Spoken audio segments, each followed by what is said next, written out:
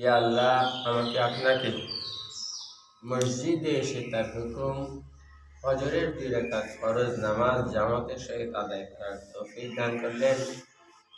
এই জন্য আমরা সবাই শুকরিয়া জ্ঞাপন করে বলি আলহামদুলিল্লাহ।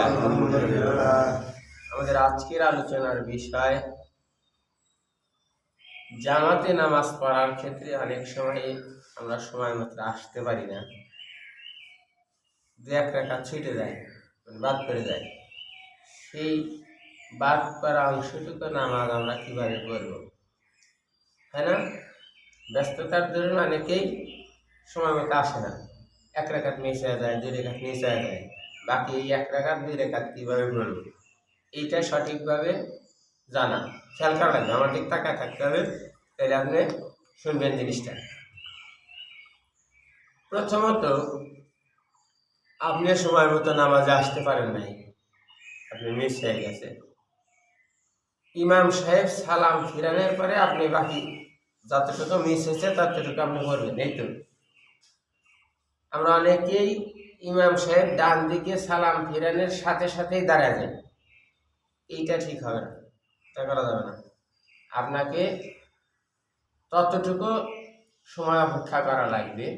আপনি ইমাম সাহেব ডান দিকে সালাম ফিরাইছে, আপনি আবার বাম দিকে যখন সালাম ফিরাইছে আসসালামু আলাইকুম ওয়া রাহমাতুল্লাহ, এই বাম দিকে সালাম ফিরানোর কথা বলছে, তখন আপনাকে উঠে দাঁড়াইতে হবে। কেন? আপনি যদি ডান দিকে সালাম ফিরানোর কথা শুনেই দাঁড়ায় যান, এমনও হতে পারে যে ইমাম সাহেব নামাজের মধ্যে এমন কোনো ভুল করছে যার জন্য সহসিজদা দিবে। আপনি যদি সাথে সাথে যারা দেন তাহলে তো এই সহসিজদার ক্ষেত্রে ভেজা লাগবে। তার মানে আপনাকে নিশ্চিত হতে হবে যে ডান দিকে সালাম ফিরাইছে, বাম দিকেও সালাম ফিরাইছে, একটু কানে আপনার কাছে আসছে, আপনি শিওর যে নামাজের মধ্যে ইমামের কোনো আর ভুল ভ্রান্তি নাই, তাহলে আমার এখন যেটুকু বাদ করছে সেটুকু আমাকে পারা লাগবে, ঠিক আছে? এটা হলো প্রথম কথা।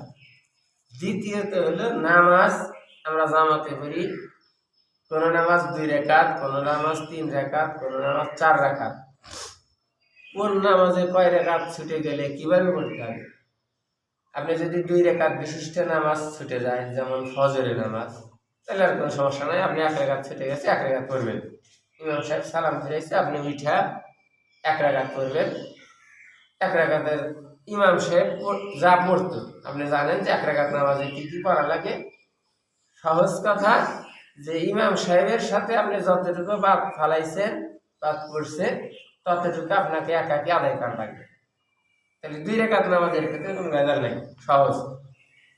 আসেন 3 রাকাত নামাজের ক্ষেত্রে, যেমন মাগরিব নামাজ, 3 রাকাত বিশিষ্ট নামাজের ক্ষেত্রে যেটা মানে জটিল, যা আপনি 1 রাকাত নামাজ পাইছে আর 2 রাকাত পান নাই, তাইছে না? 3 রাকাত নামাজের আপনি 1 রাকাত পাইছেন, 2 রাকাত পান নাই, তাহলে এই বাকি 2 রাকাত কিভাবে পড়বেন? অনেকেই কেউ প্রশ্ন করে না, কেউ জানতে চায় না। 2 রাকাত মিস দাঁড়া পড়ে গেল, কতটুকু পড়লো, কি পড়লো, কেউ খেয়াল নেই, এগুলো একটু জানা দরকার না? তাহলে আপনি 3 রাকাত নামাজের পাইছেন 1 রাকাত, 2 রাকাত পান নাই, আপনাকে এই 2 রাকাত পড়তে হবে। ইমাম সাহেব সালাম ফেরানোর পর আপনি উঠে আগে 1 রাকাত, প্রথম রাকাত করবেন সূরা ফাতিহা এবং সাথে অন্য মিলে একটা সূরা, তাহলে আপনি 2 রাকাত হইল। আপনি 2 রাকাতের পরে আপনাকে আত্তাহিয়াতু মানে তাশাহুদের বসতে হবে, আবার উঠে বাকি 1 রাকাত শুধু সূরা ফাতিহা সহ পড়তে হবে, ঠিক আছে? আর যদি আপনি 2 রাকাত পান, তাহলে 1 রাকাত পাওয়া মানে হলো শুধু সূরা ফাতিহা দিয়ে বাকি রাকাত সম্পন্ন করা লাগবে, ঠিক আছে? খেয়াল করা লাগবে। এটা গেল 3 রাকাত নামাজের ক্ষেত্রে। সবচেয়ে জটিল আমি একটু প্রশ্ন একটু পরে নামাজ সিরিয়ালে হচ্ছে। হ্যাঁ, এরপরে আসেন হলো 4 রাকাত বিশিষ্ট নামাজ। এই 4 রাকাত নামাজের ক্ষেত্রে আরো জটিল, আপনি বাদ করলে কিভাবে 4 রাকাতের নামাজের ক্ষেত্রে যদি আপনি 1 রাকাত মিস করেন কোনো সমস্যা নাই, 2 রাকাত মিস করেন সেটাও সমস্যা নাই। ইমাম সাহেব সালাম ফিরাবে, আপনি ওইটা যত রাকাত মিস হয়েছে, 1 রাকাত মিস হয়েছে, 1 রাকাত পড়বেন, 2 রাকাত মিস হয়েছে 2 রাকাত পড়বেন। প্রশ্ন হলো যদি এইরকম হয় আপনি পাইছেন 1 রাকাত 3 রাকাতই পান নাই, 4 রাকাত নামাজের ক্ষেত্রে 3 রাকাতই পান নাই, সেই ক্ষেত্রে হলো জটিলতা একটু বেশি। সেটার ক্ষেত্রে সহজ কি যে আপনি 3 রাকাত পান নাই, 1 রাকাত পাইছে, সেই ক্ষেত্রে আপনি ইমাম সাহেব সালাম ফিরানোর পর আপনাকে উঠে দাঁড়াইতে হবে। আপনার জন্য হলো 2য় রাকাত, তাহলে সেই 2য় রাকাতে সূরা ফাতিহার সাথে অন্য সূরা মিলিয়ে পড়া লাগবে। মানে 1 রাকাত পাইছেন হলে ইমাম সাহেবের সাথে, বাকি 1 রাকাত পাইলে আপনি সূরা ফাতিহা আর সূরা মিলে আপনি বসলেন, হইলে আপনার 2য় রাকাত। আপনি দরুদ শরীফ পড়ে আপনি আত্তাহিয়াতু পড়ে আপনি উঠলেন। বাকি 2 রাকাত পড়ার জন্য প্রথম রাকাতে হবে সূরা ফাতিহা যোগ অন্য সূরা, আর শেষ রাকাতে আসার পরে হবে শুধু সূরা ফাতিহা।